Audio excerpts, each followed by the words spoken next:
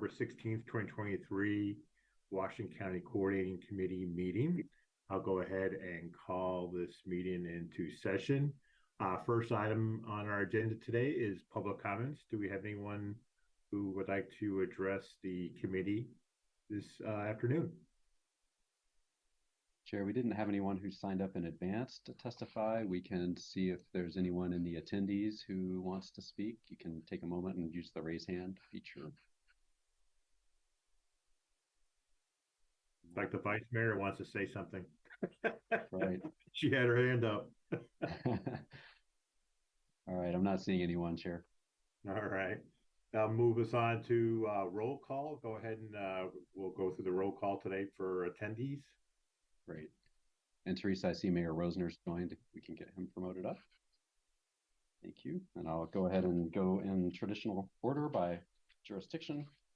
City of Banks, Mayor Jones. Present. Thank you. City of Beaverton, Mayor Beatty. I see you're here. We are here. Thank you. City of Cornelius, Mayor Delane. Present. Thank you, sir. City of Durham, Mayor Sherrato. I believe Mayor Sherrato is with us yet here. For City of Hillsborough, Mayor Callaway. Present. Thank you. City of King City, Mayor Fender. Here. Good morning or afternoon. Thank you. Afternoon. North Plains, Mayor Linehan. Here. Thank you. City of Sherwood, Mayor Rosner, I know is just coming on. Thank you. I am here. Thanks, sir. City of Tigard, Mayor Lube. Here. I saw you. Thank you. City of Tualatin, Mayor Bubenick. Happy to be here. Thank you. City of Wilsonville, do we have Councilor Dunwell?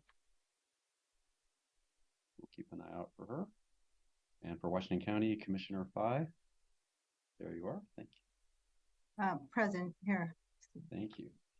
And I know we were informed in advance that neither of our Metro representatives would be able to join us today. For ODOT, we have Stephanie Turner with us. Here. Thank you. Port of Portland, I don't think we have a port rep. And for TriMet, I see Tara. Thank you, Tara, for joining us. I'm trying to zoom in so you can see not a giant empty room. I'm working on it. Great. All right. Well, thank you for joining us. Did I miss anybody who may have come on late? Garet Pryor popped in. Yeah, Garet will be presenting here in just a few minutes. Okay. All right. I think we're done with roll call. Thank you, Chair. All right. That brings us to item number 3, action items. We only have one item, and that is consideration of the meeting summary of our meeting on September 18th, 2023. Yep. Hopefully, go ahead.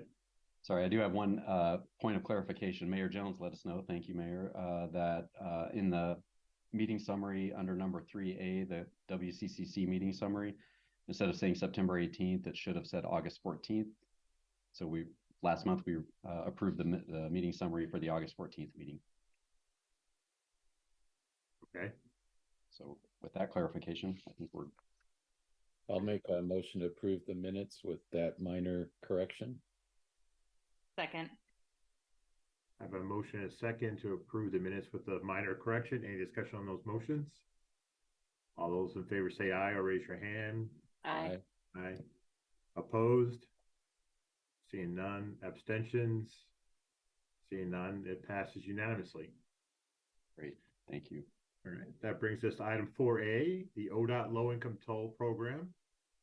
Tualatin ex-employee Garet Pryor will present on this topic. He gave a really good presentation at the RTAC on this program, and looking forward to hearing about it again. The floor is yours, Garet. Oh, definitely. Thanks, Mayor Bubenick. And delighted to be here. Garet Pryor, he, him pronouns.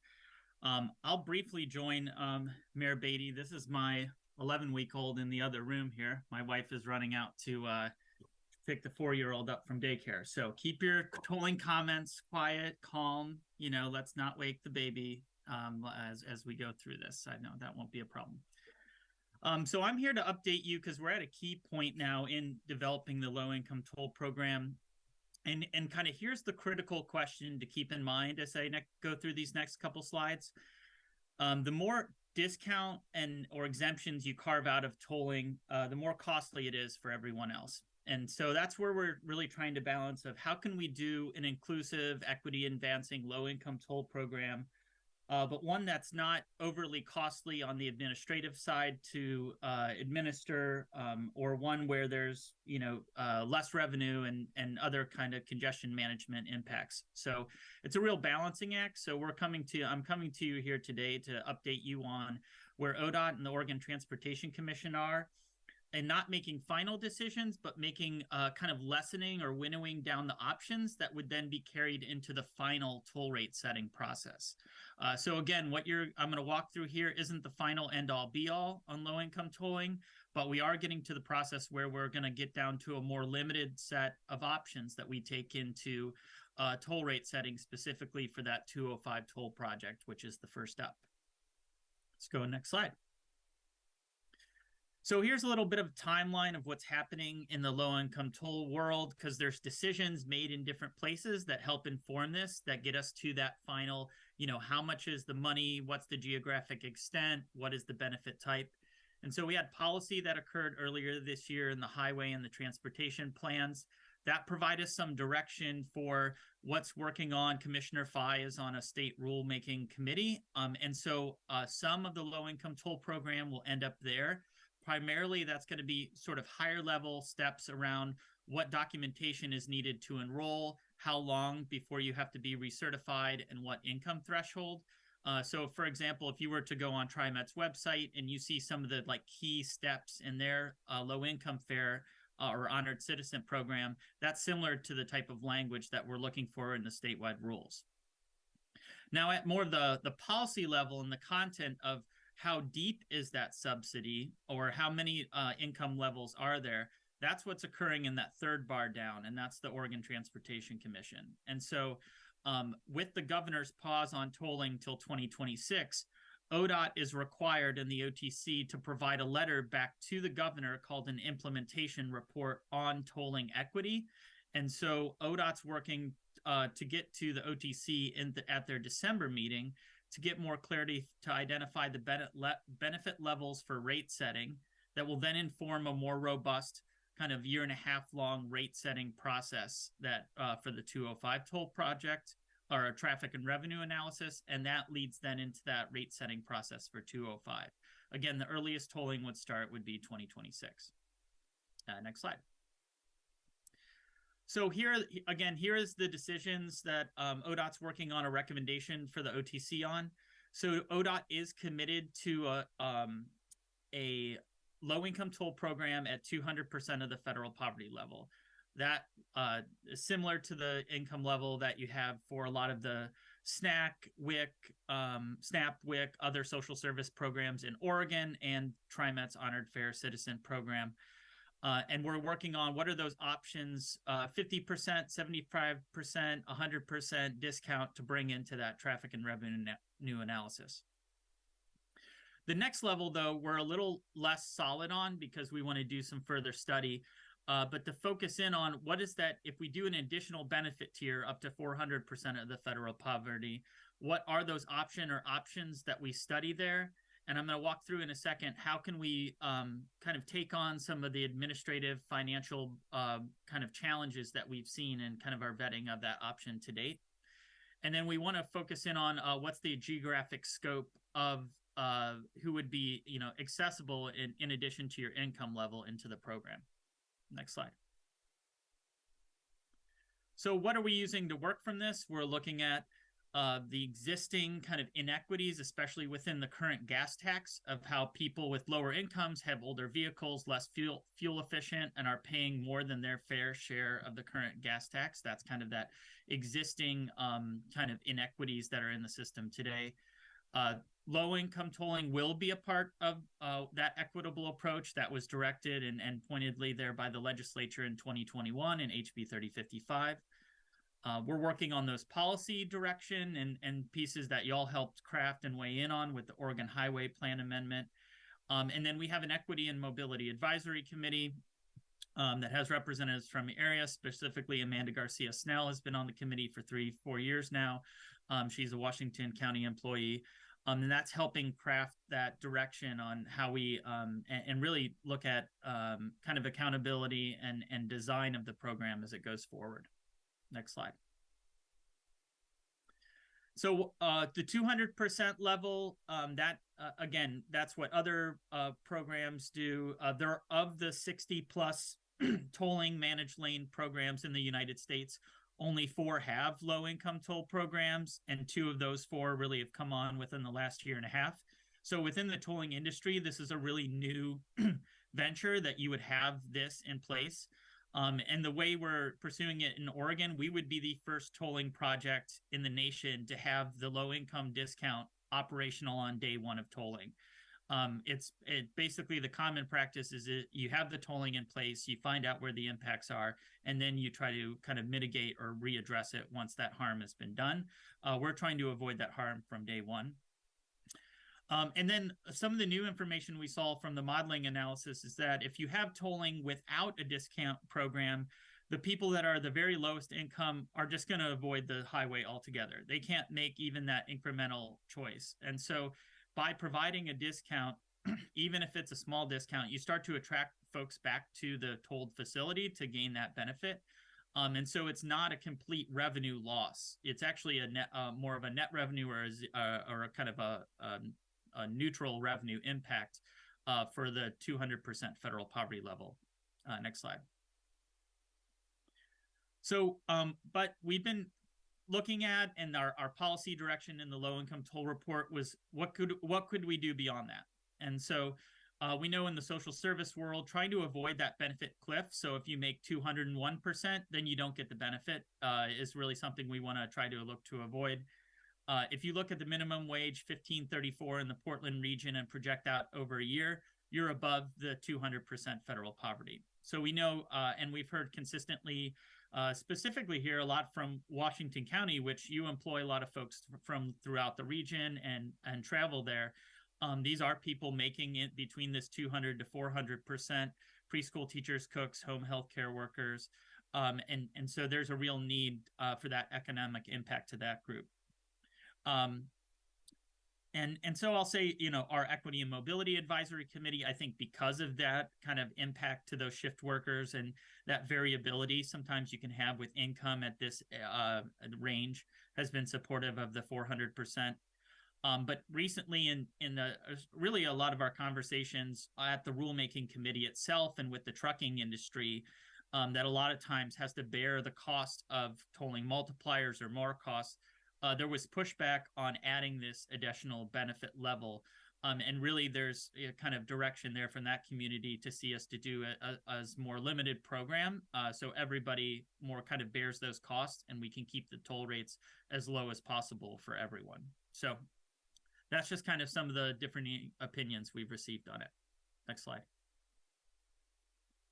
So I know we talked about a bunch of percentages of different levels. This slide here just gives you, I'll just quickly call out, like, how much are we actually talking about? And so let's follow the household size of 4 line down there. So 200% of the federal poverty level would be $60,000 for the entire household and $120,000 for 400% family of 4. As you can see here, that 120,000 puts you above the median household income for the region. Next slide. So we looked at our research, and of those 4 existing low-income toll programs that are out there, extremely depressing numbers for enrollment, really 3% or less. And so we know that's something we want to do well and beyond and past, and really make an effective program where people that sign up can get into the program.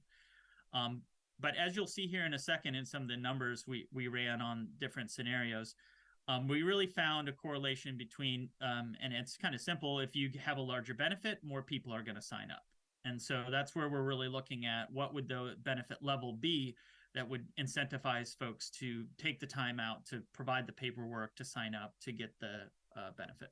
Next slide. So we ran 14 different scenarios. I pulled 3 up to the top here to walk through. So we'll take a second to walk through this chart. what you're looking at here on the left side of the screen, we're still looking at, would this come as a percentage discount that's applied every time you go under the tolling? So before it even hits your tolling account, your discount would be applied.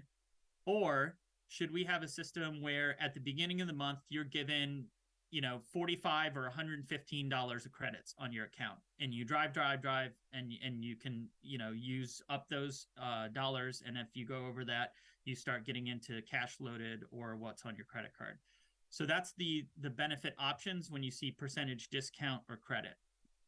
And then 1, 2, 3 are 200% of the federal poverty and below. And then the next, those bottom 3, 9, 10, 11 are of that additional benefit tier up to 400%. You saw we took a really wide estimation of the 100% discount if you're doing math on the screen.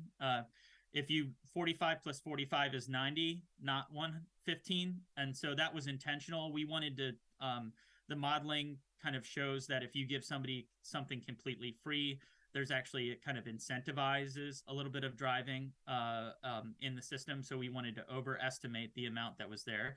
So that's why there's $115 and $45. And then for the larger 200 to 400% federal poverty, a range of $5 to $25 a month in benefit. We have different enrollment rates we're assuming for that. Again, that's based off of that national research of what the actual kind of enrollments are today. As a quick side note, that's been a change to how we've done our modeling work. In the past, we've just assumed 100% enrollment. And I would say from an equity standpoint, that's actually overstating the impact of it. But again, this is what we're assuming for modeling, not what we would kind of peg as a goal for our program to only achieve, 6 or 23 or whatever limited percent. On the right side of the screen, then you're seeing kind of our median take. So we have high and low projections as well of what this would mean to revenue and congestion or traffic impact. And as you can see there on the screen, outside of the completely free option, you're really seeing a very minimal impact to traffic and revenue of these two different program scenarios. The 6.9% impact to revenue, and even the high side, I think it was close to 10 or 11%. We really do see, especially for the 205 toll project, where we're trying to toll and invest in the Abernathy Bridge and rebuild that is a sizable impact to the revenue. And the same thing on the traffic side as well. And so that, again, that's just kind of context for how ODOT's viewing that revenue input. Next slide. So as you saw with the 200 to 400% scenarios, we're seeing a relatively low impact on traffic and revenue. That's primarily driven by just the low enrollment rates that we would project based on what we see happen in other places of the country. But the real cost of that additional tier and kind of risk comes in what you see here on the screen.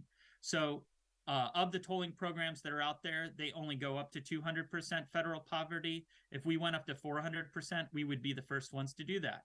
When you go out to bond the money that we're getting in to pay for investments, the bondholders are going to ask questions about, this has never been done before. What are your controls for risk or auditing or fraud, or what's the expected customer base? So that does bring more risk into it. The other piece is that we don't have a lot of other good programs out there that verify income at 400%. What we could find in Oregon is there's only one smaller program that the Department of Environmental Quality runs for electric vehicle charge ahead rebates that verify your income up to 400%. So this would mean that ODOT would have to hire customer service people on and create more administrative staff to then verify income at that level. Next slide. All right, I think I'm almost done here, just a slide or two more. As you can see, of the 4 existing low-income toll programs that are in the nation, 2 of them are very limited to just the residents of the county. That's San Mateo and Los Angeles. In Denver, it's to 2 specific neighborhoods, and those because they were actually displaced by some of the express lanes that were built in that area. And then Elizabeth River, that ties to a historic equity need. It was, I used to work in the Hampton Roads area. Portsmouth is a historically Black city. there on the one side of the bridge. And so that has recently, just within this past year, been extended to residents of that region. So far, ODOT, we're leaning that everybody, all residents within the state of Oregon would be included in this low-income toll program. And we've heard the desire, because there's so many bi-state commuters, to extend it into Washington. We're interested in that, but have to do some more research on the legality of highway trust fund dollars, and can they be used to, provide that subsidy or that credit to people across state lines. So that's something we hear the interest there. We just have to do some more investigation on what that would actually mean to the cost and legality. Next slide. And so here's my final slide, some of the engagement we're doing. And I know Commissioner Fye, in addition to you, Mayor Bubenik, brought up and brought me here today. But we're working on the different, maybe some other scenarios for 75% and 90% at 200% below federal poverty. So there's some more traffic and revenue analysis we're working on. We're going to continue to try to vet out what is the administration cost to this, to help make sure we're not, spending $30 to provide a $5 benefit, that it's really cost effective. And we've been going to our equity focused engagement through our advisory committees, and then discussion groups we have with people who really will be the future customers, to talk to them more fine tune about would it be better if you got a credit or a discount, questions like that. So with that, Mayor Bubenik, I'll pass it back to you.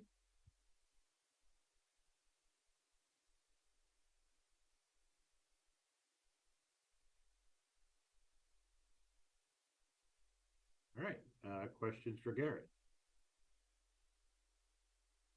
If people pop back on here. Jeff, your hand went up first, and then Steve. Well, I'm not going to sing a new tune from what I've sang before. If you're not making $120,000 a year in the Portland metropolitan area, you're going backwards. So I think it should be 0% all the way up to 400%, which would get us into that, 120,000 for a family of 4, which is, I'm just going on the studies that have already been done by multiple groups in the Portland metropolitan area, that's what it takes. So that's an easy statement. It's got to be, I think, obviously it's got to be statewide. I'm glad to see you guys are headed that direction, because as my dad gets into his more senior years, I'm learning more about how many people travel great distances for healthcare, and to have folks that are already challenged by age and distance to further, make it hard on them to get to OHSU or some other medical facility in the Portland area. I can't see the good nature of it. And then I'll come at that from the safety angle. Garet, you really made a good point. People who are enrolled will take advantage of the system. And I think the report that I got from our county folks that say you're 6 times more likely to be involved in a traffic accident on an arterial, which is where these folks will go if they're not on the freeways. We got to keep everybody we can on the freeway, because it is the safest place to travel. So I think 400%, it's all the way to the 400%, it's free. And I think actually you should start tapering at that point, because to the exact point, Garet, right? Just because you cross that magic line doesn't make you all of a sudden $115 a month more capable of paying the bill. I think that's really the point I'd recommend where we start tapering, is at 400% and beyond. Thank you. Mayor Callaway. Thank you, and I apologize. Thank you, Garet, for your presentation. I apologize. I had some interruptions. So if some of these were answered and I missed it, I apologize. So first of all, are we talking congestion pricing or bridge tolling on the Abernathy Bridge? It is variable rate priced. That's still the plan for the 205, but it's tied back to that infrastructure. You're paying that. Yeah. All right. So then will this be a model that is transferable to tolling on 217 and 26? Because deep in my heart, I believe that at some point the tolling after proof of concept on 205, I-5 is going to make its way into Washington County. So would it be the same model that would be applied to Washington County? That's a good question. Yeah. So the way we're setting up the state rules are statewide. Now, Okay. the financing on each project and what's committed to as far as like how much money goes to low income or what's the subsidy on it is going to be done and calculated facility by facility. And the way you'll see this more even before we get to 217 or 26 or whatever is on Interstate Bridge. That's a by-state commission. And so what we're talking about here is really what will commit to Oregon and what you'll see first on 205. But then you'll see kind of recalculations built into, you know, what does this mean for Interstate Bridge, or what does this mean for, you know, X facility that we bring on in the future? Okay, then thank you. A couple of more questions. One is you know, the California, like San Mateo County, is that the San Mateo Bridge, or is that a, you know, kind of freeway? I mean, how much of this is, I guess, similar to what we're looking at doing, tolling all lanes of a freeway as opposed to a bridge or an expressway? Are any of these dealing with our scenario? Hampton Roads is a bridge. The others are express lanes that have free travel lanes, and then the tolled lane, basically. And then I guess one thing, and I don't expect you know, the answer here, but you know, in terms of if we have a low income person who overcharges or something, I just want to make sure that we are not punitive in response in a consequence.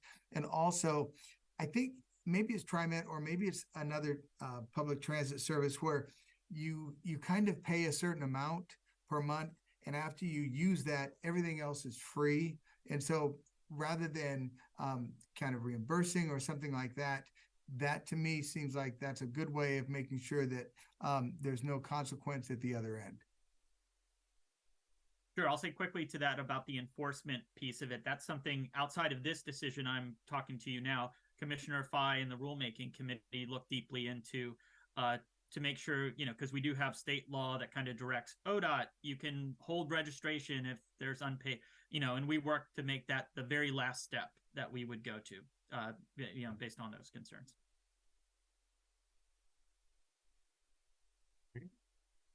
Mayor Rosner. Thank you, and thank you, Garet, for coming today and a lot of good information. I had a couple questions, but two already got answered. So one just final question / thought. When you think about eligibility and the process for people getting enrolled in these programs, are you looking at how we can simplify that across many of the many programs that we have across the state? I'll give you an example, like the low-income lunch program for kids, right?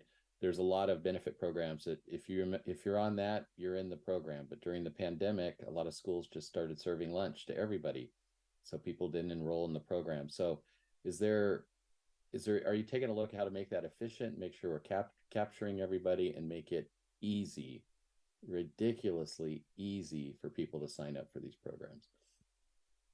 Mayor, good question. Yes. I mean, we don't currently verify income at ODOT. So we want to make this as less burdensome on us and the customer as possible. We've talked Department of Human Services. They call it one eligibility. That's a bit of what you're talking about there. They're really trying to combine all these different state and federal programs to a one-stop shop. And then we've been talking to them, or like Department of Revenue, on how could we at ODOT maybe just build something in our back office that communicates with them. And so the customer just checks a box on the application that says, like, I'm already enrolled in this, and they don't even need to provide documentation. We just do that on the back end. That's kind of some of the intergovernmental stuff we're working on there. And then also another big piece of our research was on could we have self-certification as a step in this? And so if somebody's really, you know, it's the end of the month, you know, they get this toll bill in the mail, but they've got water and food and other things that are more important. Could they self-attest to get into the program and then buy themselves some time to provide, you know, that documentation later?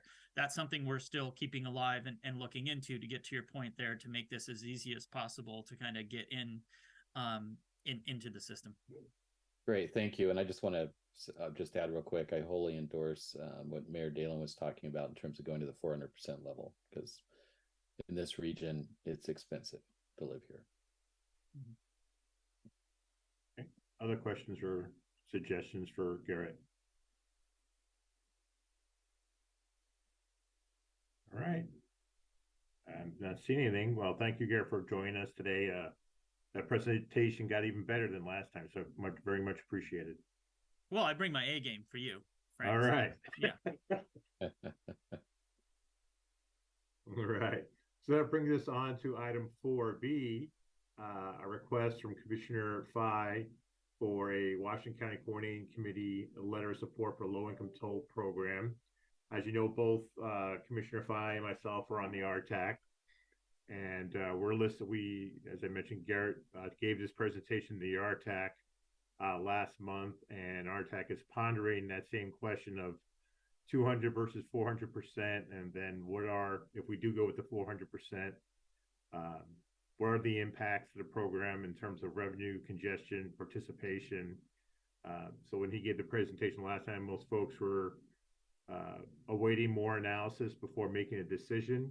But Commissioner Fye would like us to ponder this a little bit faster than the RTAC is. So I'm going to give the floor over to Commissioner Fye for her request. Chair, thank you. You covered it, but I just wanted to elevate for WCCC from what I've heard from everyone expressing support for expanding the low-income toll program at 400%. So I just wanted to make sure we don't miss that and see if the group were interested in putting a letter of support to submit to OTC, because I've heard, not to pick on Mayor Delane, but Mayor Delane consistently holds his hand for, 400%, 400. That's what I've seen since the beginning of this discussion. And then as well as many other of you saying, yes, this is 120 is not enough. And there's a lot that we also don't know. So I just wanted to turn the mic to you all to say, are you interested in signing a letter of support from WCCC to OTC? So the hands are going up. I see Mayor Rosner first and then Jeff. Oh, ooh. Looks like, Tim, you put your hand down? No, I put it down and didn't turn my mic on and started talking, so I apologize. All right. I would support a letter. My only concern would be just to make sure the letter, Sherwood's position is we don't support tolling is an effective way to raise money for our highways, but if we are going to do it, definitely would want these requirements in there. So my answer is that qualified yes. Okay. Yes. Wow, you're like channeling me, Tim. I don't think the tolling, we already have a great system that collects revenue, and it already takes into account how much you make, and it's called our Oregon tax system.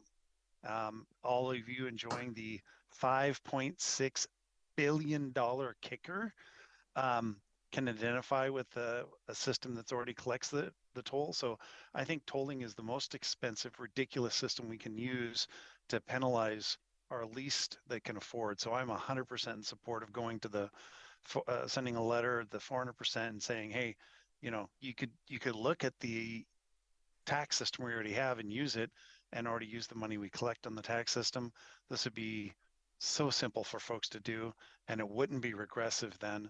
So I think it just simplifies the whole thing. I don't know why they're fighting against such a simple answer. But yeah, it's just so much more powerful to use the existing tax system we already have. So I would support the letter, and I don't know if we put it in triple stars and asterisks in the bottom. And by the way, we disagree with the entire concept of the regressive nature of it, and you can have a better one. I don't know how we get that message in there, Commissioner, but I would be with Tim on supporting the letter and further explaining our concerns. Well, this will be Stephen will be writing this letter, right, Stephen?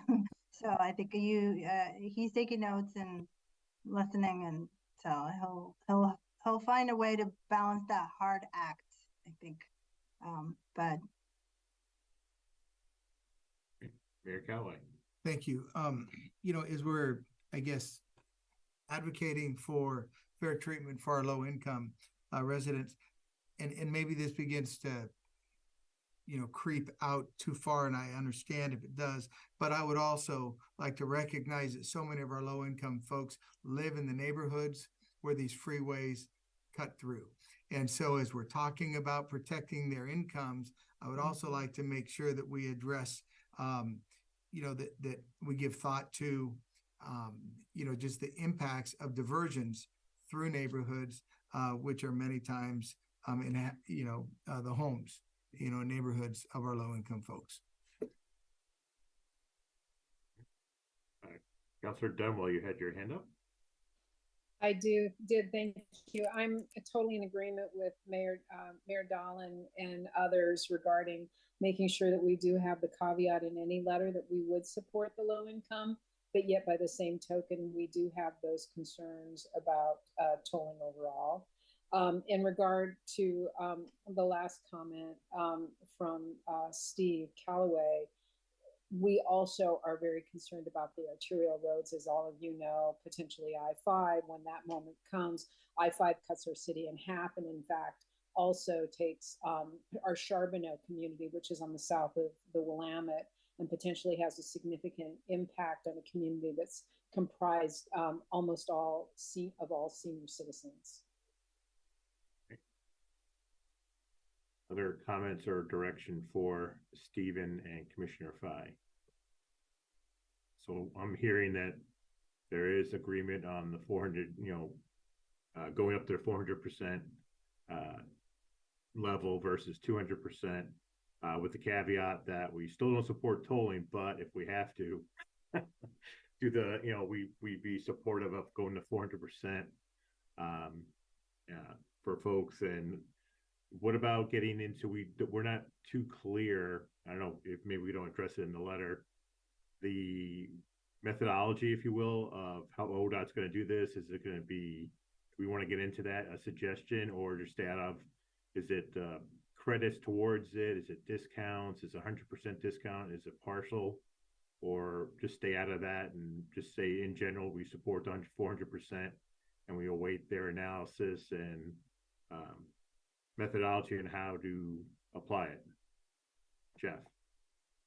I was hoping it was clear from our previous discussion that it was 400% to 100%. You shouldn't charge these folks. Yeah. I think we have as large a problem in parallel to this of when I think about folks, and the feedback I've had from my community is those who are down low in the income, right? They may be at that crossover point below between 200 and 400.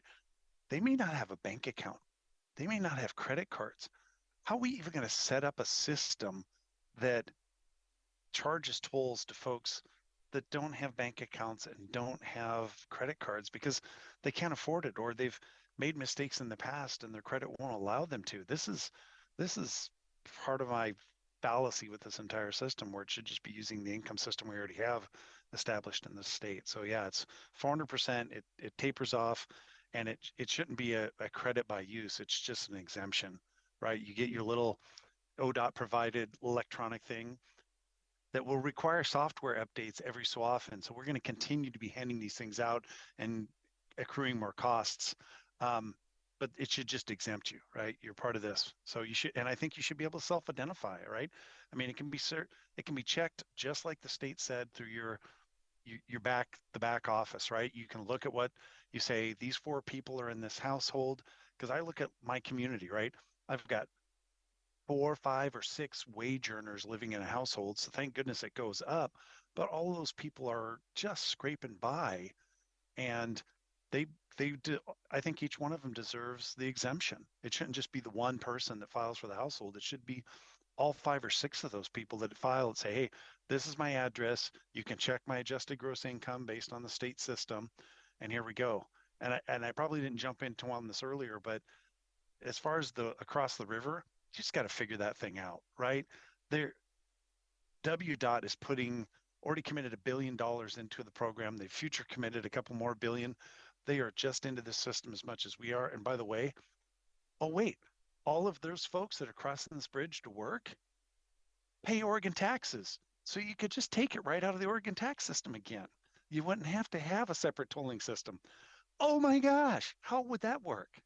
Thank you. Well, I think Jeff answered that question. We'll not get into it in the letter, but any other suggestions for Commissioner Fye or Stephen on some of the basics they would like in the letter?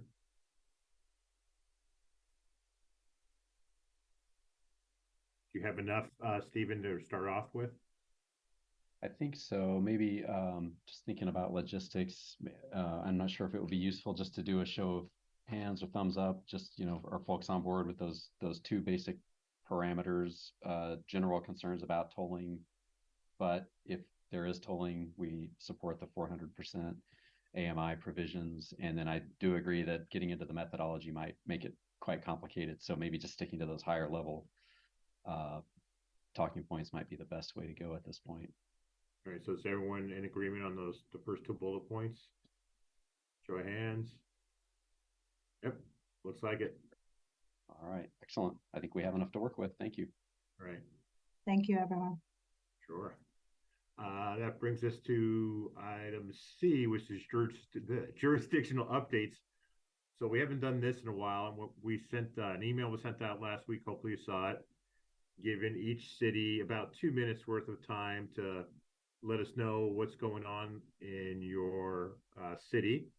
And it doesn't have to be transportation related. It could be anything that's going on you think of as importance that you can cover in 2 minutes. And so what I'll ask Stephen to do is we'll do it alphabetically, kind of like we did roll call. And I'll let Stephen start off. I assume that would be Banks leading us off. I was just going to suggest, Chair, if I could, I know Mayor Callaway needs to step away at 1 and Mayor Linehan. So I wonder if we might give them deference to go first and then. Sounds good. Okay. I'll let you arm wrestle for who goes first. All right. I defer to the mayor. Ladies first. I'm glad you said age instead of saying age before beauty. Thanks. Yeah, I'll be quick, less than 2 minutes. But so our fuel taxes have definitely, you know, a couple years ago during the pandemic, we put, you know, a 3-cent gas tax on the ballot and it passed, surprisingly, but it passed. And so the fuel taxes actually have definitely rebounded since the pandemic in North Plains. And so we're definitely, you know, seeing more funds come in that way, which has been nice. And then I guess my question to this group, and you can certainly email me or call me, take it offline, whatever, but I would just be curious to know what it has been like in other cities. And then also what other communities are considering alternative revenue measures for with more EVs coming online. So I wanted to throw those two questions out there just to see if I could get you know, some feedback from all of you. And again, feel free to email me or call me or text me or whatever. One of our biggest things that we're doing right now is we will be doing our comp planning for our UGB expansion in December. We're waiting on a few things, one of them being a TGM grant, but that is really big on our plate right now. So that's where a lot of our focus is. Other than that, we're just sliding, getting ready for the winter, and you know, chili cook-off and all those kind of social things, community things are happening, of course, but I know our staff is just really working pretty hard and diligently on the UGB right now. So that's it, and I think that was under 2 minutes. Thank you. Mayor Callaway. Thank you.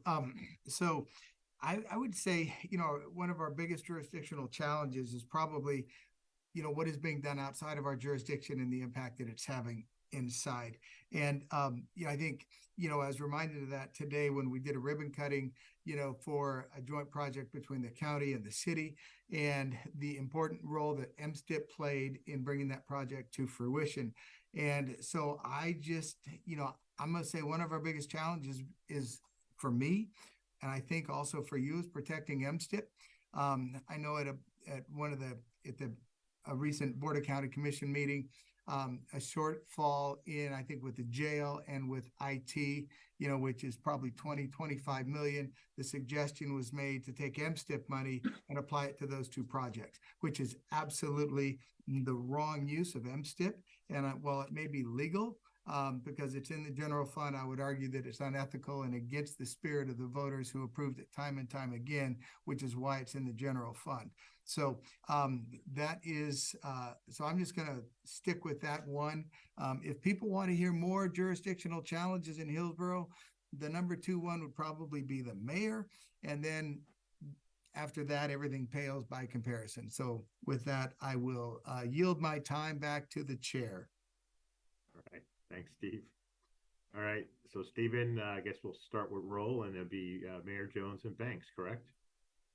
I usually start things off. So in the past 6 months, we have updated and approved 3 of our big master plans.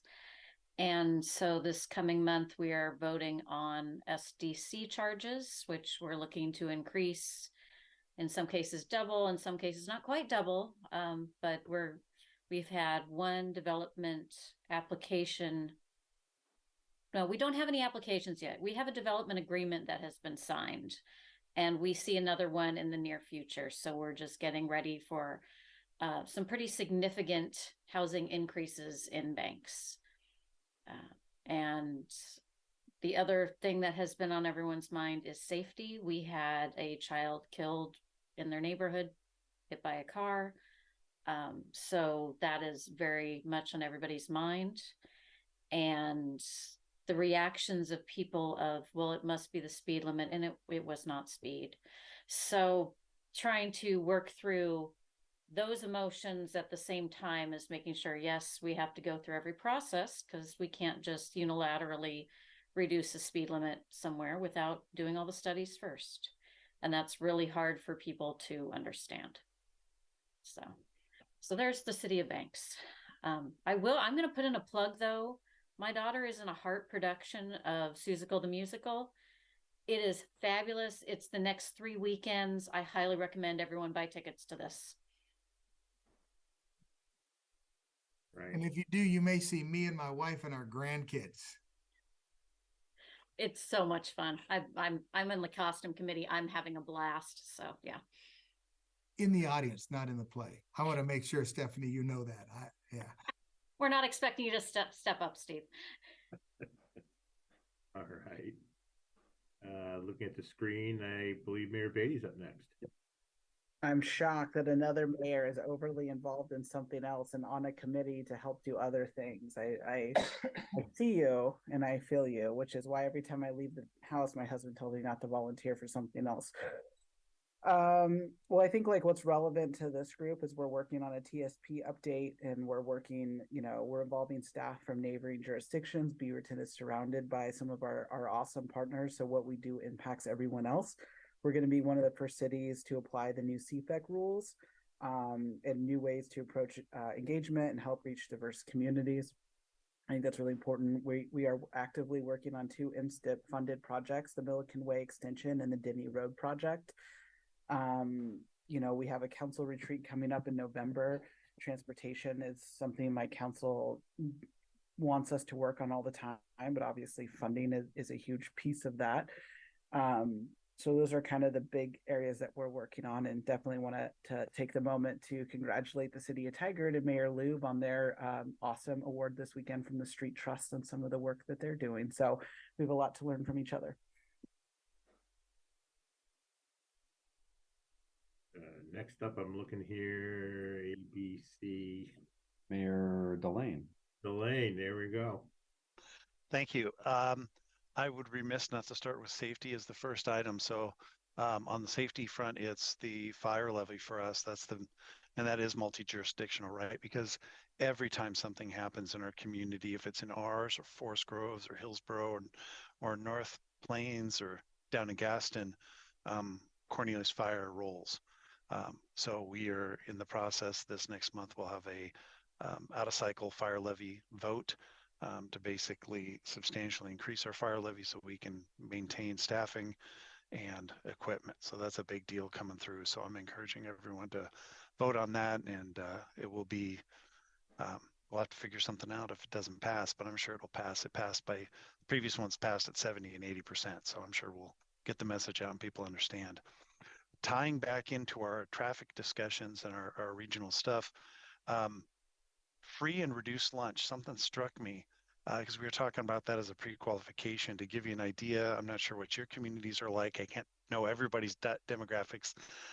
Basically, all of our elementary schools have free breakfast and free lunch for the same thing that Tim talked about, that basically once you get up into the higher percentages, it doesn't make sense to administrate it. So my entire community is, for all the grade schools, because all we have is grade schools, is free and reduced lunch for breakfast and lunch.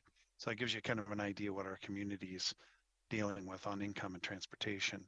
And then to touch on the previously mentioned one about EVs and how do you charge EVs, I think that's really talking to our state rep. When Susan McLean, our state rep, came and did her presentation to us, I leaned in really hard and said, you know, as we move away from gas taxes, our major form of local and state and county funding, I think you can't forget that a lot of our communities do have local gas taxes. We have a couple cents, North Plains has 3, you know, all throughout the state, there's a lot of communities that have these.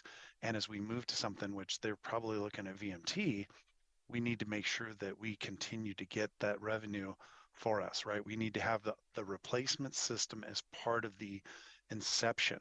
And I think the one I see is, as people talk to me about this, we're already up to registration fees that are much higher on EVs or hybrid vehicles.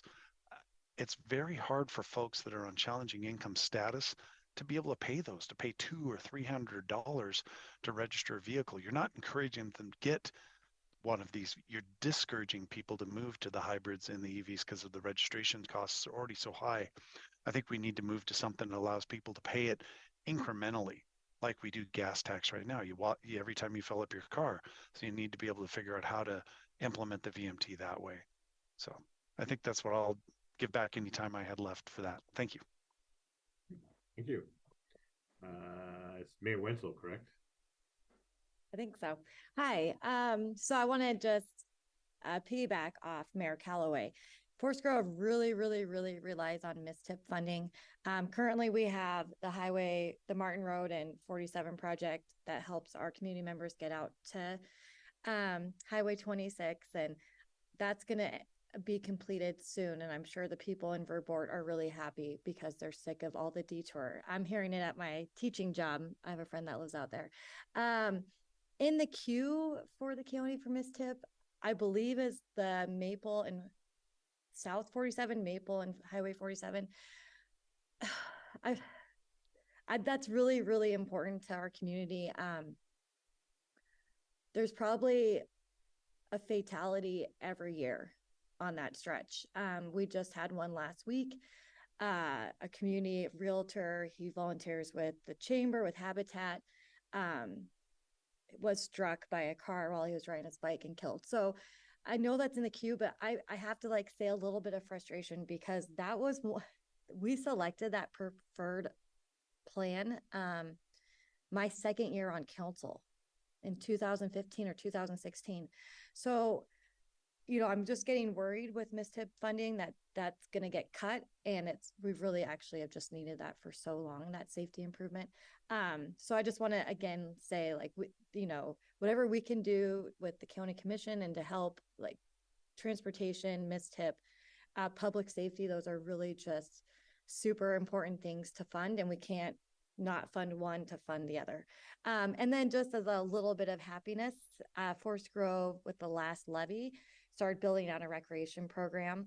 We had our first summer of fun program this last summer. We have some evening recreation programs going on, and Stites Park is under construction over off 26 in Forest Grove, and the ribbon cutting for that is November 4th. So our Parks and Rec department under Ann Lane in the last 3 years, we bought property on the east side of Forest Grove for a park. Like we're really just making gains with our DEI and recreation. So, you know, like I think most other municipalities and like we use some ARPA funds to do that. And now we got to figure out how to long-term fund that. Right. So anyways, those are a couple short little updates from the Grove. Thanks. All right, thank you. I think Mayor Loop's next. I think we go to Mayor Fender next. Oh, I'm sorry, Mayor Fender, that's right. Thanks, Frank. So King City is still kind of in the midst of our TSP and master planning. So as you all may know, the TSP and master plan has been adopted. Currently, we're working on our final code amendments. The code amendments will be our second reading, and anticipated final adoption will happen Wednesday night. So we're kind of in the final stretches of that. Of course, we do have appeals pending, and the continued efforts by a small minority kind of continue. So there's lots of I would say frustrations happening, but we will leave that to another discussion at another point. On a more positive side, we just broke ground on our first Habitat for Humanity property, which I'm very, very excited about. It looks like they just did earthworks, and it looks like they're about to pour foundation soon. So very excited for that. That's along Highway 99, kind of just past our TVFR station. And then we just had our Metro Mixer last week. Thank you to all those here who attended. I know a lot of folks had either meetings or couldn't attend. So we missed those of you who couldn't join us, but it actually was very well attended. Our city hall was full, and it was great to learn and speak to kind of the Metro kind of the Metro directors for whom we don't usually get to hang out with and talk about what they're doing in their projects. So that was it was quite wonderful and helpful. So looking forward to kind of more fun social events as they come along. And breaking news, I will again be emceeing the Deer Creek Jogathon on Friday. So that is my most favorite mayor duty that I have. So that's happening on Friday. So thank you. Jamie. All right, now Mayor Loop.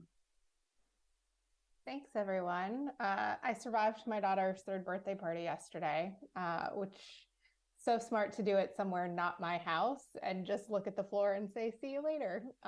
So that's just a personal update. Feeling pretty good about myself. So as far as the city of Tigard, in May 2024, we're going to go out to our voters for 2 different things. The first is the public safety renewal. To continue our community's investments in the public safety, which is de-escalation training and SRO officer and patrol officers, and some support staff that's included in that levy. So pretty excited about being able to say renewal and no new taxes to see it. That seems to be really resonating with people. The other thing we're going to be asking for is a city charter update. It really modernizes our charter, which hasn't been looked at in its entirety. Since 62, whenever Tigard became a city. So things like the mayor being referred to as he everywhere, obviously no longer the case. So some important updates there. Unfortunately, some of our projects remain underfunded or unfunded, such as the Fano Creek Trail projects and improvements to Greenberg Road. And I'm going to sound like a broken record, but some of it, it's certainly MSTIP related, including installing a new traffic signal at Bonita and Sequoia, which was approved, but waiting, the funding release for it. We hope to continue to work with Washington County to, address these transportation needs for our community.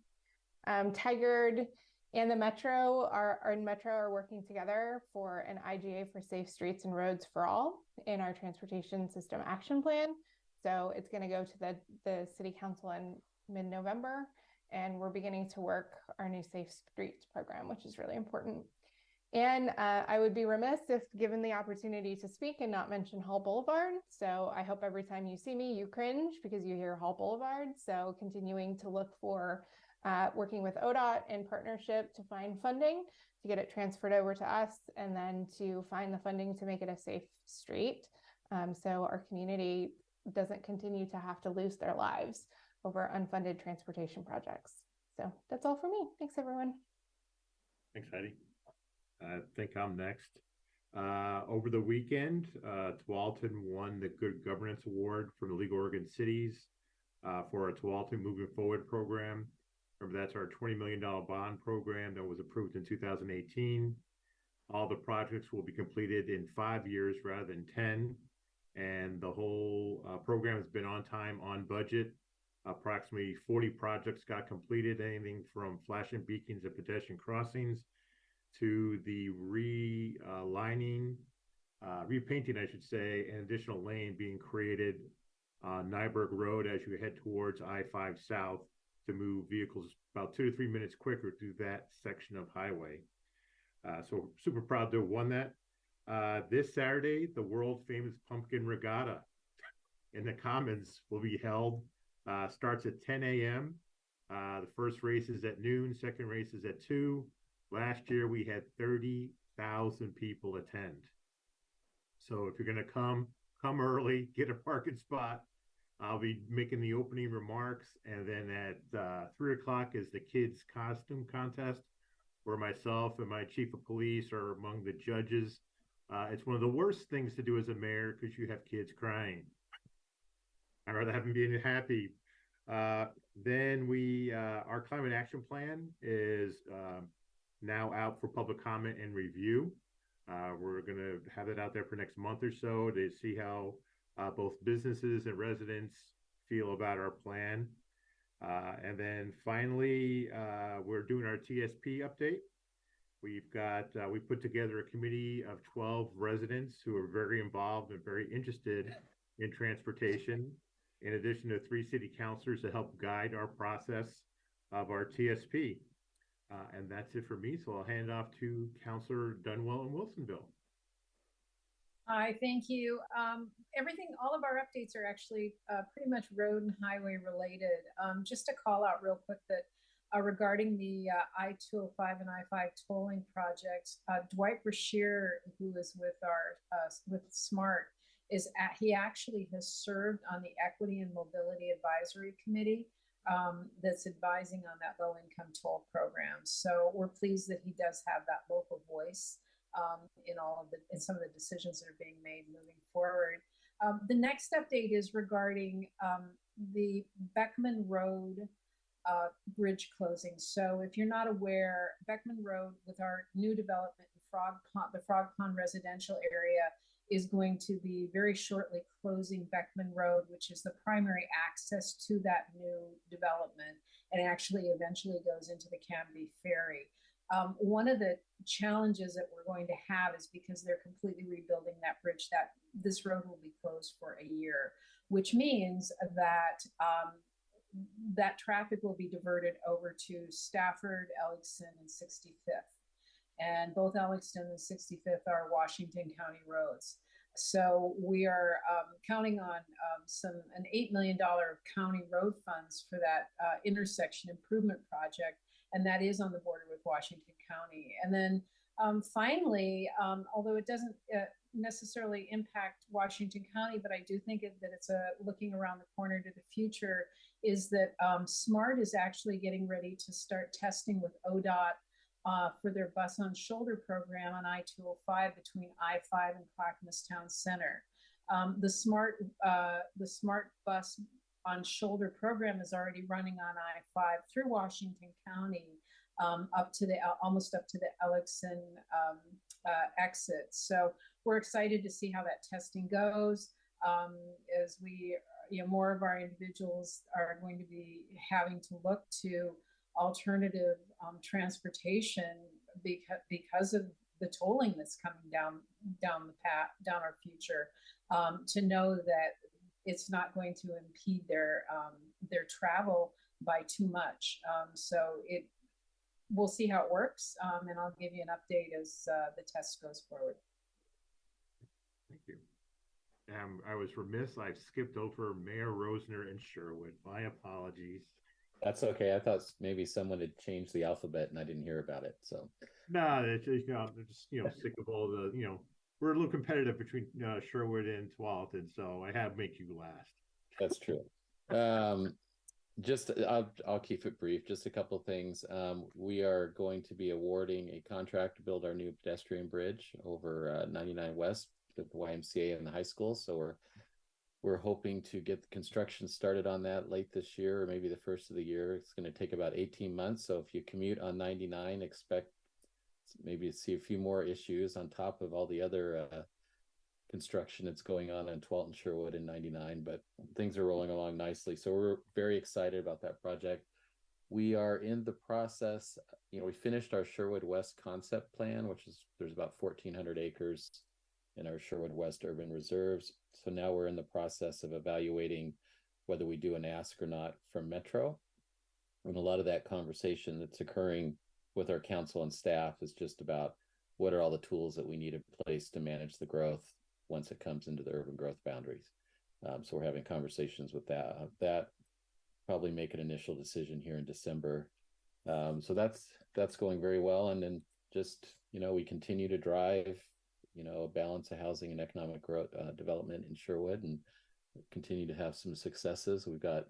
Hopefully we'll be announcing another company moving to Sherwood here in the next couple of weeks. Just a little teaser. We'll see if that comes to fruition or not. So, and then thank you, Jamie, for hosting the Metro Mixer. That was a lot of fun in King City. And congratulations, Frank. You got a little award for your city at the LSC.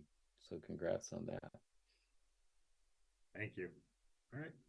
Did I miss anyone else, Stephen? I wanted to make sure we catch Commissioner. Oh, you missed Washington County, by the way. Oh, well, okay. We'll let Tim finish, and then we'll go to Commissioner Fye. I apologize. I did wait because there was a theme of safety, and I just wanted to bring one quick thing up. Of course, that's number one priority for us in our city, and not just in terms of police, but in terms of road safety too. But we, I don't know if you remember, but about a year and a half ago, we had 2 young girls killed on Edie Road by a driver. We put in within about a month and a half to get the speed limits lowered on Edie and Elwert. The county was huge in helping us in that, and within about 2 to 3 months, we had our request into ODOT. We finally got that approval. It took over a year to get that approval, which was a little concerning, but you will see some speed limits coming down on those roads. So a little progress. So I thought I would just bring that up. Thank you. All right, so we'll transition to the county update from the mayor updates. But Commissioner Fye, you're on. I think Mayor Delane, you have your hands up, or should I go? I was going to ask a clarifying question to Tim. How many acres were you thinking about adding?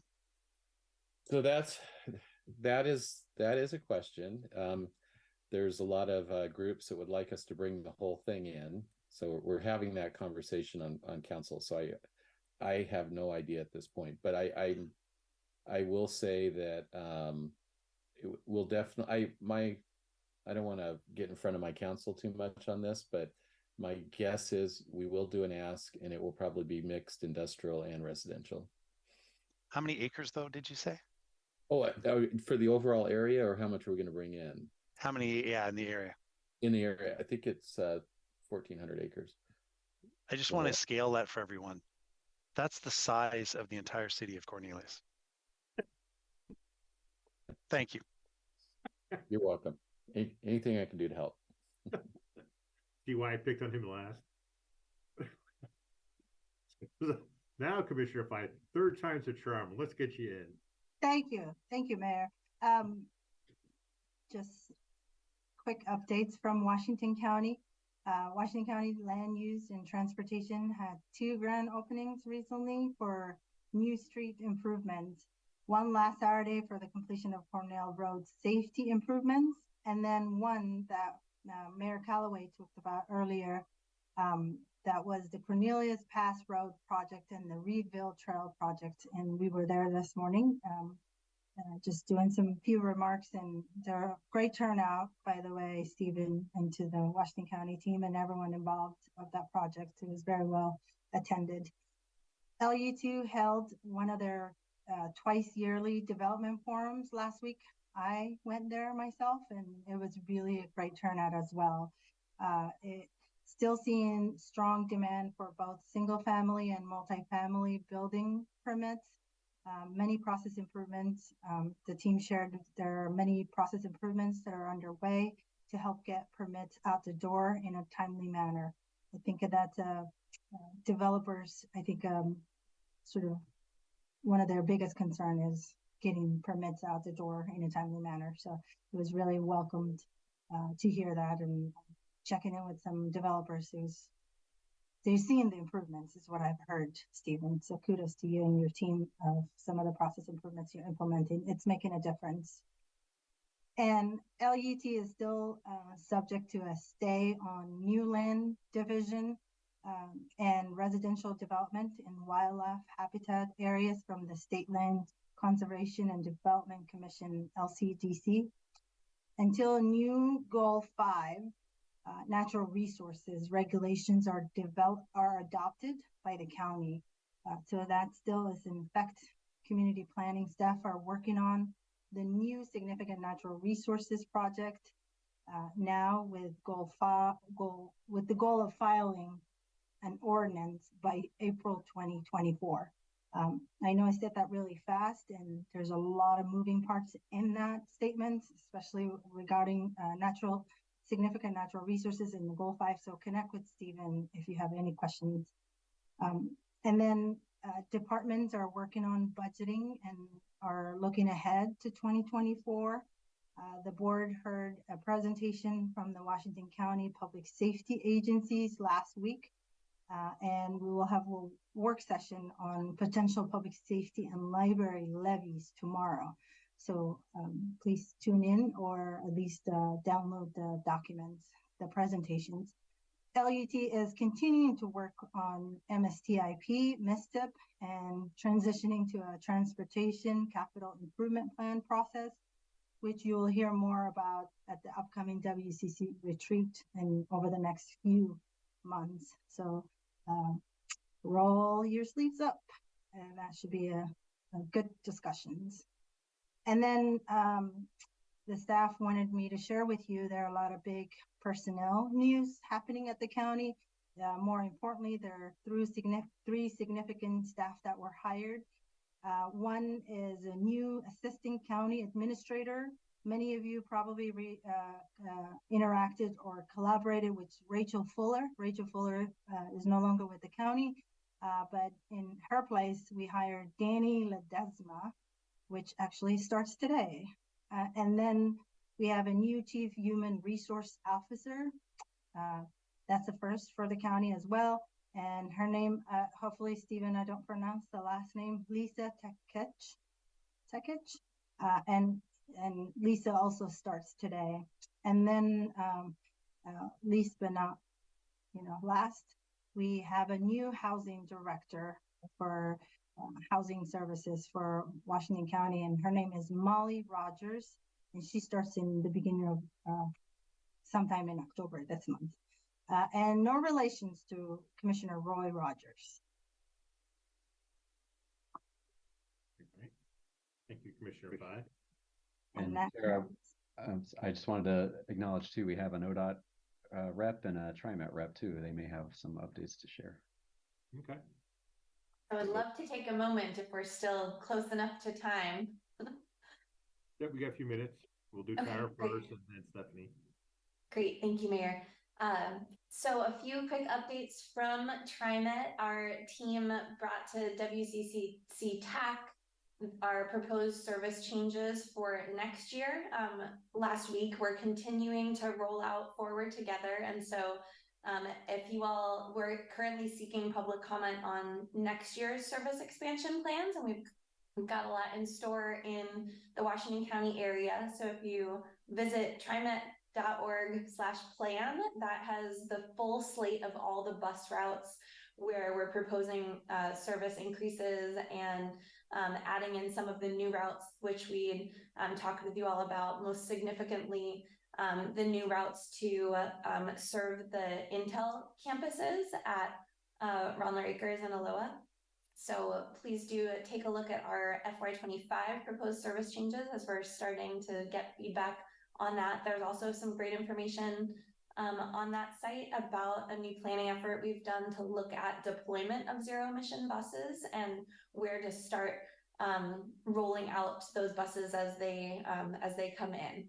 So some great information again on trimet.org/plan that we'd love your feedback on. We are hosting an open house on those upcoming service changes in Washington County next week, Tuesday the 24th at the Muslim Educational Trust. And again, that's all on the website, but just wanted to make sure you all were aware of it because this is the stage in this year that we start planning for next year's service changes and slowly implementing those forward together service improvements. But as we've talked about many times before, these service improvements are financially constrained service. So what we do think we can afford to implement in the next few years. And so we are starting a new effort, which we've begun to roll out that we're calling Forward Together 2.0 to really look at what next, when we can bring new funding in, where can we expand service next? So we'll be following up with all of you to introduce that process early next year, bring it to this committee, and just wanted to make sure that was all on your radar. And then yesterday we had a really exciting event to roll out our new Type 6 MAX trains with hundreds of people checking out those new MAX trains as we've been retiring our first generation oldest Type 1 trains, which are not ADA accessible. So we're really excited to start bringing those into the system. So that's about it. Thank you. Thanks, Tara. Stephanie. Yeah, hi. I'll try to keep my updates and my notes Washington County related. So the 24-27 STIP is just kicking off. We get all of our STIP approvals in October generally, and that's when we can open up our design EAs. So hopefully in the next couple of months, we'll start design on some projects that'll hit your communities. On the Oregon 217 project, you might have noticed a delay, some of you, in our planned opening of the Allen Denny, the new CD lane and those two interchanges completely in their new 2-lane configuration. We had some problems with some concrete, some mixed design, and failing our requirements at ODOT. So the contractor's working diligently on pouring those and getting that road open as quickly as possible, but that is a delay. It will not impact the overall life of the project, though. It's still planned to finish on time. Some projects that are either down, ready to go to bid, or currently out to bid with contractors. We have a paving project on US 26 between Corn Pass and Glencoe that'll go next summer. And we have some multiple Washington County arts projects that should hit most of your communities in different ways, mostly through traffic, timing, and things like that, not as impactful to the public, but hopefully will help the operation of the road and traffic flow. And then I would say, Mayor Lube, that yes, Hall Boulevard is still a priority, and that I'm actually meeting with David Roth to talk about that $3 million earmark funds that Tiger was able to secure, and how what Tiger wants to see with that and how we can help deliver that. So that'll happen next week. I think that's it. Thank you to everyone here. Great. Thanks, Stephanie. Anyone else? Stephen. I think that's it. Thank you all. That was great. Well, now that brings us to 4D, which is Stephen with the Washington County Coordinating Committee Retreat Planning discussion. Great. Well, thank you all. So yeah, we are looking forward to getting you all together in December, and it looks like December 4th is the date that's winning in our doodle poll. So that'll be the afternoon of December 4th. We're pretty close, I think, to closing in on our meeting location. Looks like it'll be the PCC Willow Creek campus, right at 185th and Baseline, right on the Max line, and a couple of bus lines. Oh, and thank you. So Jessica and Teresa have put together a couple of slides here for us. Oh, we're seeing your desktop, Teresa. That's where I would like the retreat to take place, Stephen, please. Yeah, that does look better than the Willow Creek Center. So we did want to just start to talk a little bit about some of the topics and just get some feedback from you all about where we're going with that. And one of the key topics that we do want to continue to the discussion about is getting priorities around future transportation improvement projects, the MSTIP projects.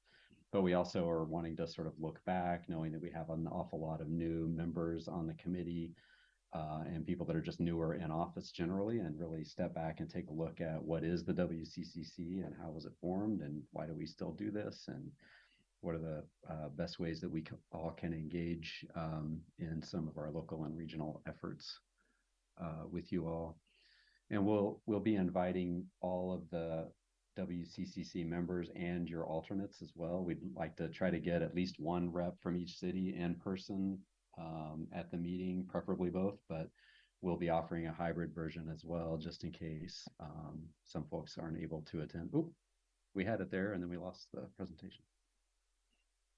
So I think we are looking forward to seeing you. Oh, there we go. Let's see. Okay. Yeah, if you want to go ahead and advance. There we go. So here's our time frame, December 4th, afternoon, as I mentioned, PCC at Willow Creek. And we do also want to open the meeting up to staff members as well. We'd like to make sure that you are there with your staff support folks if you'd like to as well. And then we will be kind of picking up again that thread of the MSTIP 2328 project refinements that we started on. And then, as I mentioned, we'll have a virtual option as well in case folks are unable to attend in person. Next slide. So here are the topics.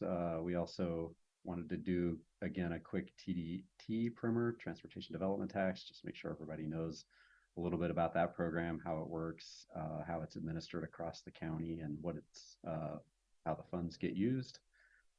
And MSTIP, of course. And then we did want to open it up and see if any of you have any other ideas. We can have a discussion afterward here. Next slide. Oh, that's it. Okay. Well, maybe we can go back to that last slide, and just in case anybody has other topics too, we'll happy to open up that discussion.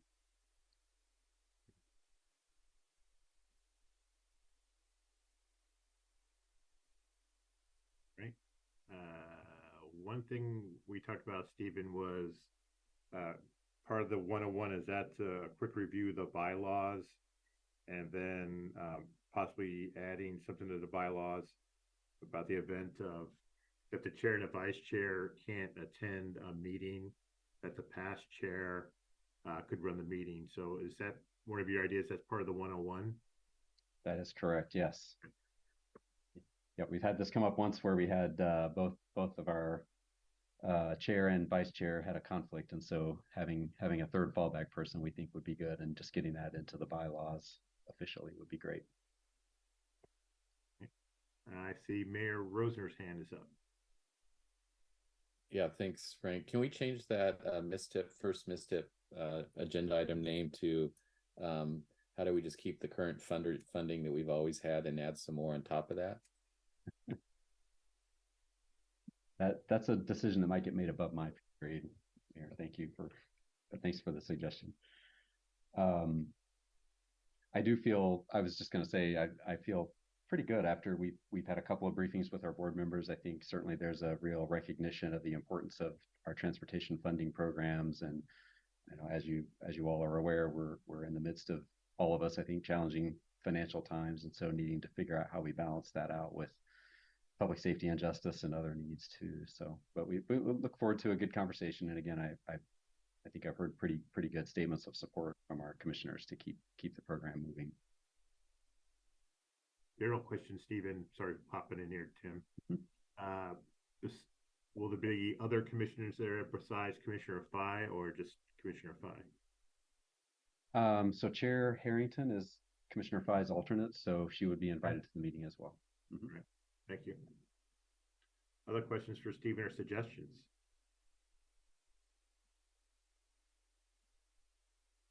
Nothing. Commissioner Fye. Thank you, Chair. Stephen, I have a question. Any, like the JPAC or any other committees, there's a work plans that each committee has. Where in this tentative agenda do you see formulating a work plan for WCCC? That is a great question. That actually was one of our initial tentative topics, and I think it must have fallen off of our list when we put it together. So that is also a part of our thinking, is just making sure that we both have an understanding of upcoming sort of regional efforts that you'll be engaging with in the upcoming year, and then also maybe just again a roundtable about topics that the committee feels are important as a group to consider moving forward as well. So thank you for that reminder. Thank you. Just so, I'm sorry, another question, clear my mind. This is, so it's the commissioners, mayors, it's also our partner agencies and metro reps. We're all going to be there, or is there's a big table we're going to have, like the old days? Exactly, like the old days, right. Yes. Yeah, and we're looking forward to seeing folks in person. It's been a long time since we've had an in-person committee meeting, so we're looking forward to seeing you all. Okay. Any other suggestions for Stephen? You can always email Stephen if something hits you later on that you think should be on our agenda for that 3.5 hours. I have a feeling the TDT and MISTIP will be quite the discussion. You know, take a majority of the time, but it'd be good to have everyone be refreshed on, you know, what's our purpose, what do we do, where we fit in, and then you know, especially when it comes to MISTIP and transportation and land use planning in the county. Mm-hmm. Yeah, right. We'll put out a draft agenda. We'll take this and start refining it into more of a draft agenda, and we'll circulate that for folks to provide any feedback on as well. Okay. Great. Thank you. Thank you. That brings us to 4E, JPAC agenda. Mayor Callaway is no longer here, so Commissioner Fye, anything to mention about the JPAC agenda that's coming up? Yeah, there's a lot of stuff on this month JPAC agenda. First and foremost, there's a letter to OTC about STIP and how that funding should work. I wish Mayor Callaway, I think he should be back soon anyway, but I do have some problems with the wording, some of the language. It's framed as a Portland region kind of a thing, and I think we're, so I'll be making that comment to JPAC, but there is that, and we'll have a discussion about the RTP. It seems like that's never, it's coming to a close, and I hope last month the update you got still true. A lot of the folks would like to see ODOT unbundle some of their safety.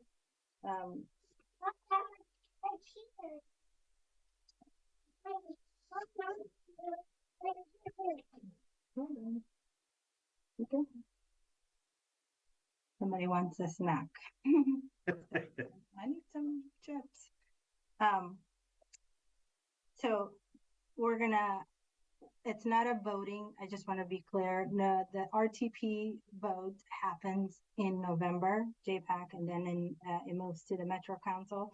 So last month, what the members of JPAC heard and asked the Metro staff was to sort of come back with the scenarios, some modeling of how that unbundling could look like. So there will come back some recommendations of what that might look like. And then we'll have a discussion, and then next month it gets to vote. So those are the two big things happening. I think, and then there's a lot of other discussions about the 82nd Avenue Transit Plan. We will see for I think it's my first time at least seeing it. And then the high capacity transit plan resolution. So did I miss anything, Stephen? I think those are the big topics happening at JPAC.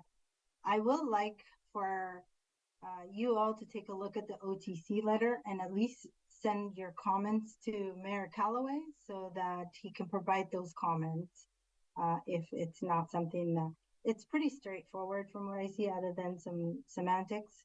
But I would like for you all to take a look at it so that Mayor Callaway can represent the cities of Washington County. I can send it to you all, but I think Stephen, you have everyone's email. Could you take on that, please, and send at least the OTC letter to all the mayor, to everyone here, all the jurisdictions, and then provide your comments to Mayor Callaway. Given that we do have some time, I've got a suggestion here from the county that we have our TPAC reps pop in here briefly and give us an update. As Commissioner Pai was mentioning on some of the tweaks they're asking for when it comes to the RTP. Was it Mike, Greg, and Diami? Do you have anything to add about what you're looking for in terms of changes to the RTP that Washington County would like in those 5 focus areas? That's a great idea. Is Jessica here for us too? Or is it Diami? That's okay. Because our TPAC have already seen and had the discussion about these changes, so they'd be really great to provide that. Yeah, because we get some extra time here, so I'd like to hear from them if they're available, and they're not surprised. I'm nudging people here. All right. We do have a few TPAC reps that are on the call that I think we can promote up. I see Mike McCarthy and Diami Valentine. And so Mike's got his hand up. So Mike and Diami, I go with Mike first, and then if Diami wants to add stuff, let's hear it. Oh, and Greg Snyder too. Okay, great. The hand keeps shifting on who's got it. So Mike and then Greg. Maybe I'll start with an overview of just where the RTP is at in the process. So as you probably recall, they released the public review draft over the summer. They received a whole lot of comments about that public review draft.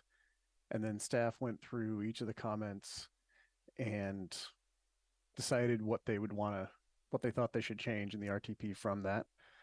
I believe that's a lot of what they're going to be presenting at JPAC coming up.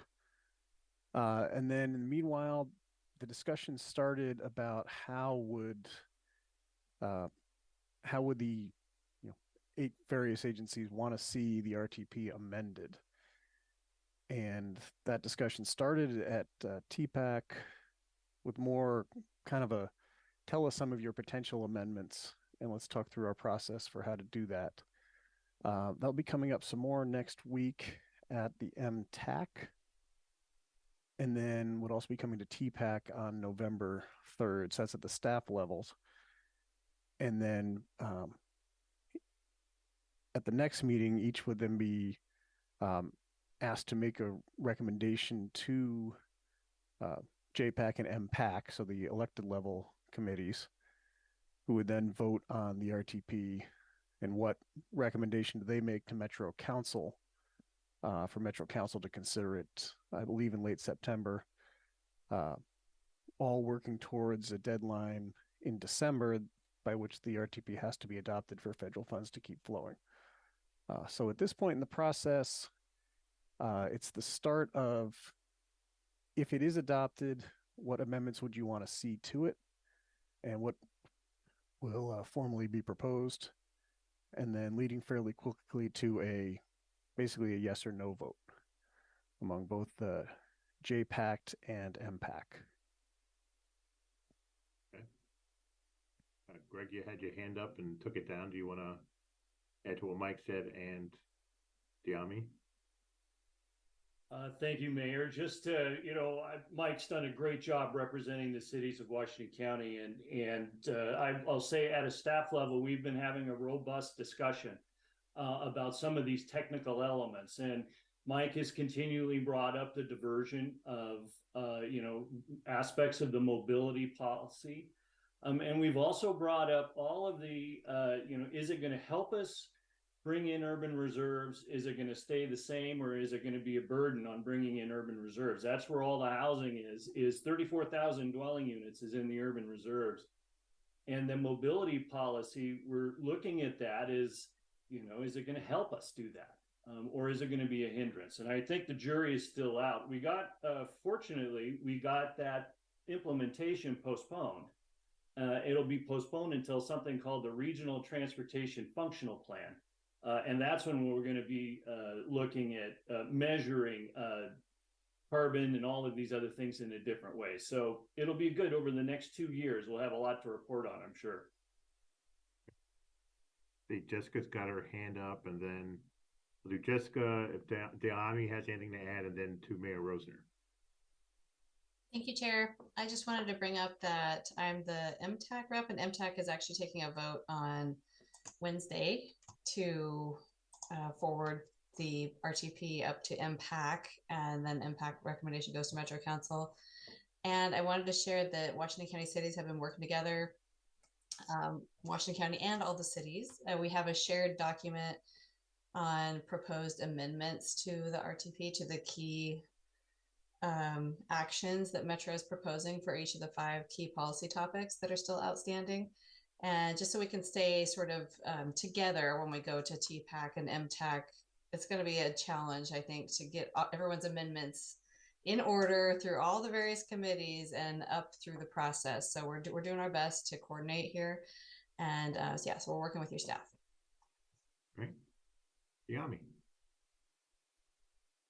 Yeah, I'm glad Jessica mentioned that. I think it's important that we walk in there with hopefully a unified voice in support of the changes that we're interested in seeing. So appreciate that we're working through this. Did want to note that, a lot of the discussions around the mobility policy, these have been conversations that we've been having for the last 3 years or so, and working with ODOT and Metro, and we'll continue to have, we had an interim mobility policy in place for almost 20 years. And, we kind of worked through that process and now have some additional work ahead of us, understanding that, it's certainly not perfect, but hopefully, over the next 5 years, that will be kind of a priority focus for Metro. And I think one of the challenges that we will have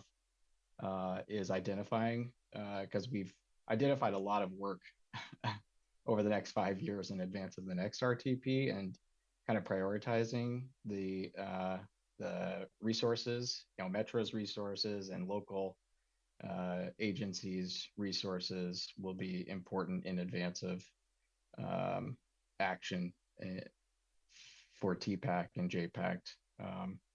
So looking kind of at the Chapter 8, which is the work that kind of Metro's work program, I think will be important, and trying to narrow the focus and making sure we're getting the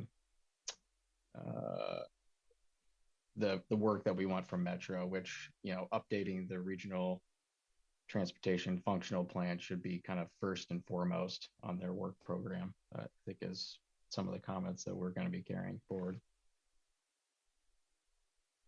All right. So the November vote at the Metro level, is that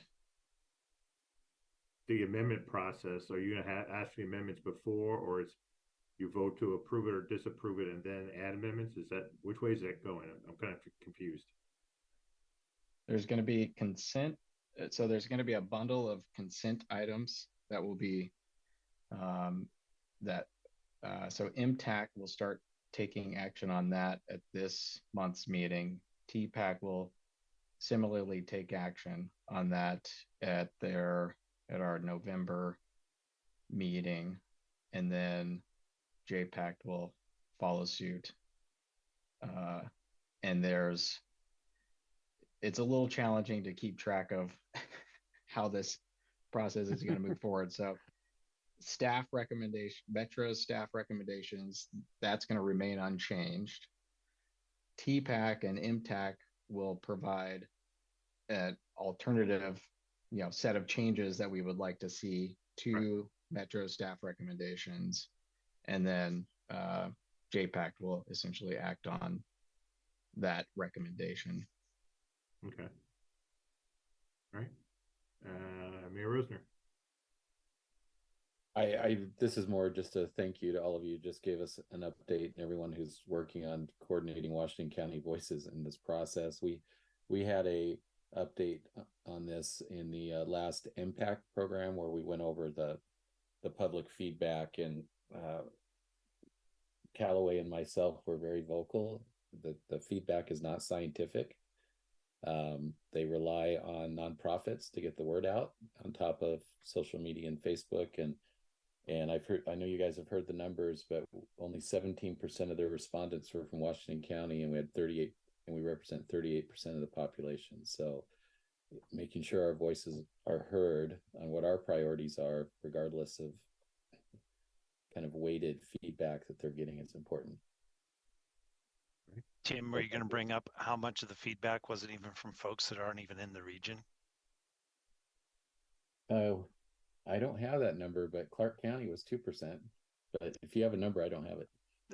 Yeah, it's in the report buried somewhere. Maybe somebody's got it handy. I don't have it memorized, but it was interesting the substantive amount of feedback that was from folks that don't even live in the Tri-County area. Yeah, and I just anecdotally talking to some of our Metro counselors, there was interest in adjusting projects based on on a lot of that feedback that they're getting, which again, not scientific. So. Any questions for our TPAC reps? All right, well, thank you all for popping in and giving us an update. This is kind of confusion, and the coordination that's required for the vote in November, I very much appreciate, and keep us in the loop if there's anything late breaking, or if we need to chat with Metro counselors, prior to the vote, please let us know. I've already reached out to Councilor Rosenthal and Juan Carlos for meetings to discuss this. So especially on, hearing and making sure the amendments we want are heard and ideally all accepted, or at least a majority of them, so that Washington County can be fully supportive of this RTP process, and make sure our voices are heard, loud and clear versus the folks they're hearing from. Mayor Delane. I would be remiss not to rattle a can again that I'm disappointed that we didn't actually do large public outreach. We did that the last time we went through this process, and I thought it was very important for us to hear hundreds of people show up at Clackamas County and give us testimony, people to show up in East County of Portland and Multnomah County to give us their own testimony, and even the folks in Washington County to come and give us a earful of testimony at we did that one at the Hillsborough auditorium back then. I'm just disappointed that we didn't also do these. We lean so heavily on the digital divide to get all of our feedback over those forums, and to not get that feedback live in public meetings where you can really sense their frustration with what's going on and some of the directions that we pick not being demonstrative or illustrative of what people are actually concerned about, which is the safety and the ability to get around the area in a reasonable and timely fashion. So it's just disappointing. So thanks for hearing that feedback again. Anything else on this subject?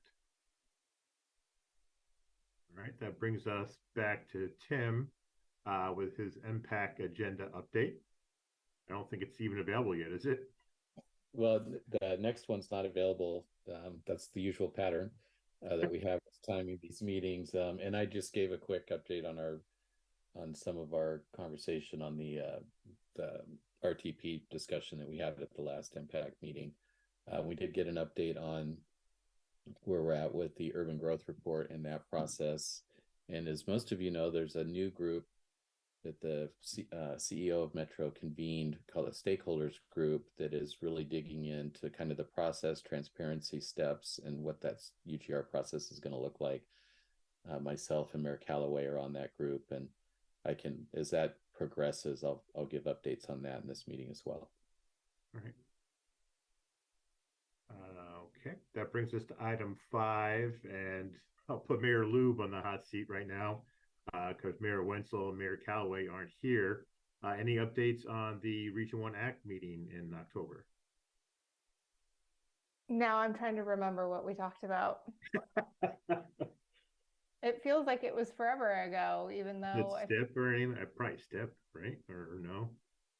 Let me look at the agenda that I'll bring up. All right.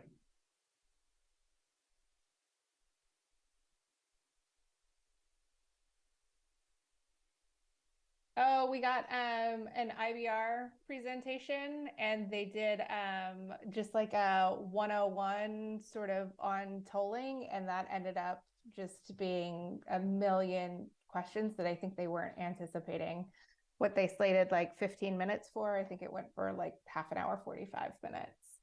And road usage presentation, and just general transportation funding. So it was actually some really good general information to make sure we're all on the same page, and then just asking some really good questions about some transportation stuff. Okay, thank you. Yep.